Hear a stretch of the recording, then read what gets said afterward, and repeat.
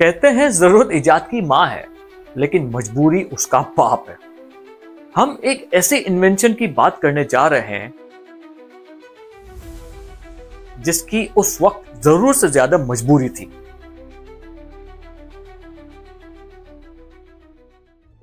ये हर जगह है, लेकिन नजर से पोशीदा है।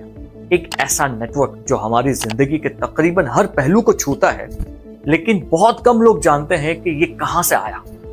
और ये है इंटरनेट। इंटरनेट का सफर एक खुफिया मिलिट्री मकसद से लेकर दुनिया को बदल देने वाला वर्ल्ड वाइड वेब यानी WWW तक, और उस मुस्तकबिल तक जो इस स्क्रीन के पीछे है जिस पर आप अभी देख रहे हैं। इंटरनेट की कहानी एक ऐसे वक्त से शुरू होती है जब खौफ का राज था।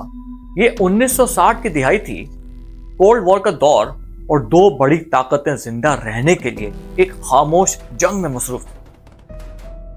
एक छोटे से ऑफिस में कुछ साइंटिस्ट और कुछ मिलिट्री ऑफिसर्स सर जोड़कर इनकलाबी ख्याल पर बहस कर रहे थे कि एक ऐसा नेटवर्क हो जो तबाही के बाद भी जिंदा रह सके। लेकिन सवाल ये पैदा होता है कि वो कौन सी दो बड़ी ताकतें थीं और वो कौन सी तबाही का सोच रहे थे।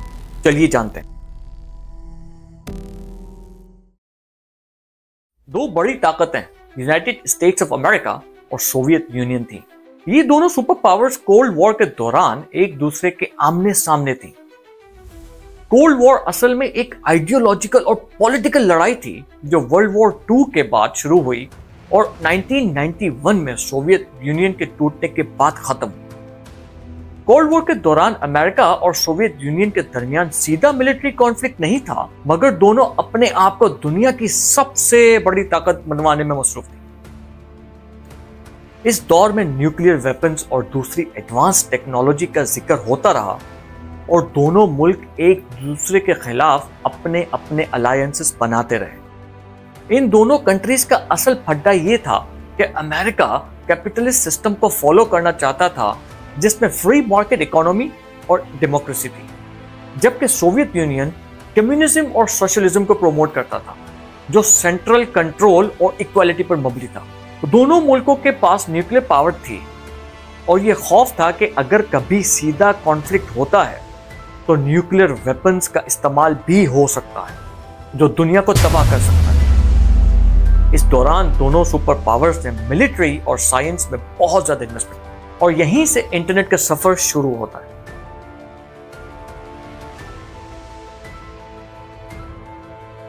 जब यूएसए का डिपार्टमेंट ऑफ डिफेंस के मातहत एक एजेंसी काम करती है जिसका नाम एडवांस्ड रिसर्च प्रोजेक्ट्स एजेंसी यानी आरपा, जो एक ऐसे कम्युनिकेशन सिस्टम को बनाने की कोशिश में थी जो किसी भी हालत में इवन न्यूक्लियर वॉर के दौरान भी सरवाइव कर सके। उस वक्त सिर्फ एक ही कम्युनिकेशन सिस्टम था जो टेलीफोन लाइंस के जरिए काम करता था। यह सिस्टम वन वे कम्युनिकेशन पर मबनी था, मतलब ये कि अगर किसी शहर का टेलीफोन एक्सचेंज या मेन लाइन तबाह हो जाए तो सारी कम्युनिकेशन रुक जाएगी और फौरन मैसेज पहुंचना मुमकिन ही नहीं रहेगा। ये टेलीफोन नेटवर्क एक सेंट्रल सिस्टम पर डिपेंडेंट था और अगर किसी एक जगह टेलीफोन लाइन के रूट पर कोई नुकसान हुआ तो पूरी कम्युनिकेशन लाइन फेल हो सकती। कोल्ड वॉर के दौरान अमेरिका को यह डर था कि अगर सोवियत यूनियन के साथ कभी न्यूक्लियर कॉन्फ्लिक्ट हो गया तो वो उनके ट्रेडिशनल कम्युनिकेशन सिस्टम को आसानी नुकसान पहुंचा सकता है या उसे तबाह कर सकता है, जो कि बहुत बड़ा रिस्क था। अगर ये कम्युनिकेशन फेल हो जाए तो मिलिट्री ऑर्डर्स, इंस्ट्रक्शंस और इमरजेंसी रिस्पॉन्सेस फौरन नहीं दिए जा सकते। इसी वजह से आरपा ने यह सोचा कि एक ऐसा रेजिलिएंट नेटवर्क बनाना जरूरी है जो किसी भी हालत में अपने कनेक्शंस को जिंदा रख सके। मतलब अगर कम्युनिकेशन किसी एक हिस्से में भी फेल हो जाए तो दूसरे हिस्सों में सिग्नल और डेटा फ्लो जारी रहे। इसकी शुरुआत कुछ यूं हुई।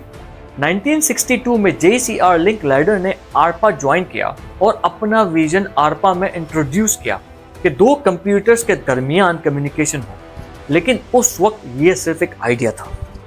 1966 में बॉब टेलर ने लिंकलाइडर के आइडिया को सपोर्ट किया और इस प्रोजेक्ट को इनिशिएट करने का प्लान बनाया। 1967 में आरपा ने एक नेटवर्क कॉन्फ्रेंस मुनक्किद की और इस कॉन्फ्रेंस में आरपा की टीम ने ऑफिशियली इस प्रोजेक्ट को आरपा नेट का नाम दिया और इस नेटवर्क के कॉन्सेप्ट्स और डिजाइन को डिस्कस किया। इस सिलसिले को आगे बढ़ाने के लिए आरपा ने 1968 में BBN कंपनी को हायर किया ताकि वो IMP interface message processor develop करें। IMP वो पहली डिवाइस थी जो कंप्यूटर्स के दरमियान नेटवर्क कम्युनिकेशन करने में मददगार बनी।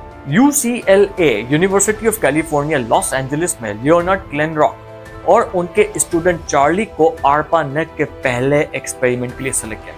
अब आती है बारी इंटरनेट की हिस्ट्री में पहला मैसेज भेजने की। UCLA और SRI स्टैनफोर्ड रिसर्च इंस्टीट्यूट के दरमियान इन्होंने डिसाइड किया कि हम पहला मैसेज लॉगिन टाइप करके सेंड करेंगे, LOGIN। UCLA के प्रोफेसर ग्लेन रॉक और उनके student Charlie SDS sigma 7 computer के सामने बैठे हैं और रेडी हैं इंटरनेट की हिस्ट्री का पहला मैसेज सेंड करने के लिए, वो भी 350 माइल्स दूर SDS 940 कंप्यूटर पर जो स्टैनफोर्ड रिसर्च इंस्टीट्यूट में बिल डेवल ऑपरेट कर रहे थे। चार्ली और बिल डेवल ये दोनों फोन पर भी कनेक्टेड थे ताकि एक दूसरे को बता सकें अगर कंप्यूटर पर कोई मैसेज आता है। UCLA से स्टैनफोर्ड पहला मैसेज भेजा गया और चार्ली ने बिल से कहा L वर्ड भेजा है, जब रिसीव हो तो बताइए। और फिर चार्ली फोन पर बैकग्राउंड में बहुत सारी तालियों की आवाज सुनते हैं और कंफर्मेशन आती है कि L पहला वर्ड रिसीव हो गया। काफी एक्साइटमेंट थी और खुशी का माहौल था और फिर दूसरा लेटर O भेजा गया और स्टैनफोर्ड ने उसकी भी कंफर्मेशन कर दी। फिर तीसरा लेटर UCLA ने भेजा जो G था, लेकिन वो नहीं पहुंचा और सिस्टम वही क्रैश हो गया। तो इस तरह LO मैसेज सक्सेसफुली डिलीवर होने के बाद आरपा नेट का ये पहला एक्सपेरिमेंट सक्सेसफुली कंप्लीट हो गया, लेकिन ये सिर्फ शुरुआत थी। 1 घंटे बाद फिर अटेम्प्ट किया गया और पूरा मैसेज लॉगिन LOGIN डिलीवर हो गया। सोचिए आज हम long emails, chats, files, folders, images और डेटाबेसेस इतनी आसानी से एक दूसरे को सेंड कर देते हैं, वो भी बगैर किसी डिले के। मतलब यहां आपने सेंड का बटन दबाया और सामने वाले ने फौरन रिसीव भी कर लिया। जो इंटरनेट आज हमें मिल रहा है उसका पहला कदम आरपा नेट ने इजाद किया। इसी सिलसिले को आगे बढ़ाते हुए हम नई वीडियोस में ये डिस्कस करेंगे कि इंटरनेट आपके घर या मोबाइल तक कैसे आता है और कहां से आता है। जब तक के लिए अल्लाह ने के बाद।